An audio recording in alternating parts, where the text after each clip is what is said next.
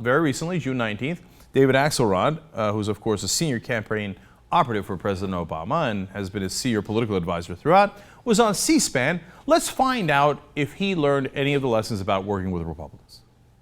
My belief is that when the president wins in November, we're going to liberate these Republicans of goodwill, that they're going to blink into the light of a bright new day, and they're going to turn to the Grover Norquists of the world, frankly, as Jeb Bush has recently, and said, you know what, we did it your way, and that was a failure for the country and also a failure for the Republican Party. And now we're going to work together. There may be issues on which we're going to fight and disagree, because that's why we have two parties. But where we can agree, we're going to find that common ground.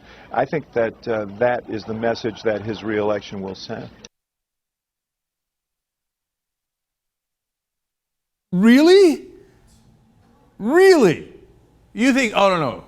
Man, they're on the precipice of turning this thing around. Second term, boy, those Republicans are going to be very agreeable. But look, let's be fair now. If history's any guide, remember, the Republicans were very tough on Bill Clinton in his first term. But in his second term, they impeached him.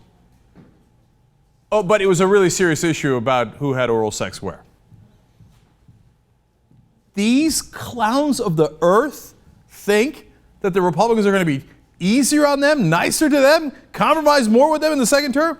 And as I've told you before, it's not just Axelrod. He just happened to say it, within the last week. But President Obama said it over and over. He said very recently as well, I believe that if we're successful in this election, when we're successful in this election, that the fever may break, because there's a tradition in the Republican Party of more common sense than that. That is simply not true. If you're talking about 1965, it might be close to true. If you're talking about 1975, it probably is true. 1985, again, we begin to have a conversation. If you're talking about today, what tradition of common sense?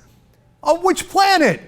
When did they ever compromise with you? Or when they did, when did they ever not use it against you?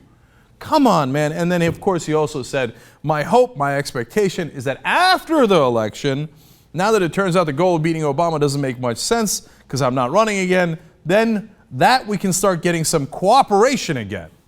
Now, look, final thing on this is that it's not that these guys are just the thickest people you've ever seen, like that an idea cannot penetrate their head even if they x-rayed it in. Even if they went through those TSA machines where you have to put your hands up like this, the idea still couldn't penetrate their thick heads.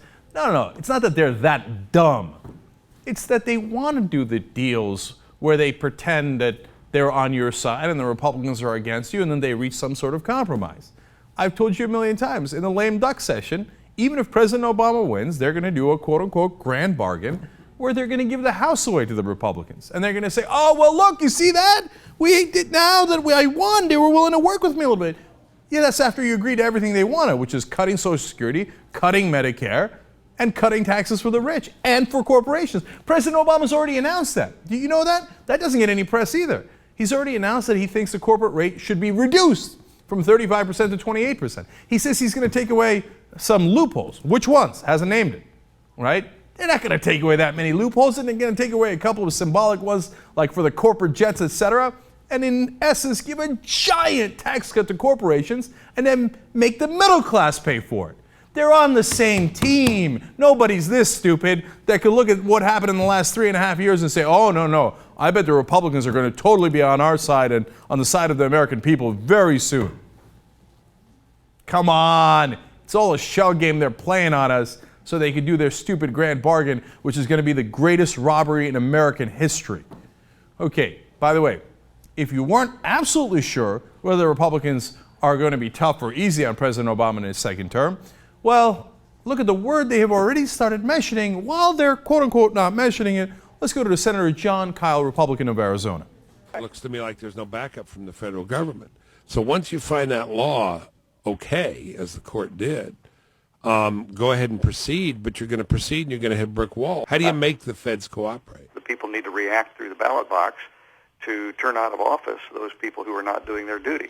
Now, if it's bad enough and if there are shenanigans involved in it, then of course impeachment is always a possibility, but I don't think at this point anybody's talking about that. Except you just did. I'm not saying impeachment. You know how I say every once in a while, I'm not saying anything, I'm just saying.